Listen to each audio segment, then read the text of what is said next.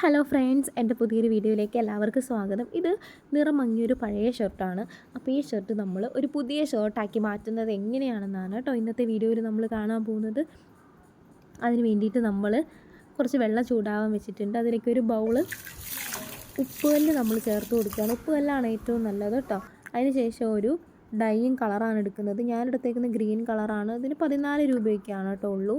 എല്ലാ മാർക്കറ്റിലും അവൈലബിൾ ആണ്. അതിന് ശേഷം നമ്മളൊരു ബക്കറ്റ് എടുത്ത് ബക്കറ്റിലേക്ക് ആ കളർ ഇട്ട് കൊടുത്തു. ഇപ്പോൾ വെള്ളം നന്നായി തിളച്ച് വന്നിട്ടുണ്ട്. ആ വെള്ളം അതിലേക്ക് ഒഴിച്ചു കൊടുക്കുക ചെയ്യേണ്ടത്. നന്നായിട്ട് ഇളക്കണം. ഒഴിച്ച് കൊടുത്തിട്ട് നമ്മൾ നന്നായിട്ട് ഇളക്കിയിട്ട് ആ ഷർട്ട് അതിലേക്ക് നമ്മൾ ഇട്ട് കൊടുക്കുകയാണ്. നന്നായിട്ട് ആ ഷർട്ട് ഇട്ടതിന് ശേഷം നമ്മൾ നന്നായിട്ടൊരു കോലെടുത്തിട്ട് നന്നായിട്ട് അങ്ങ് ഇളക്കി കൊടുത്തോ.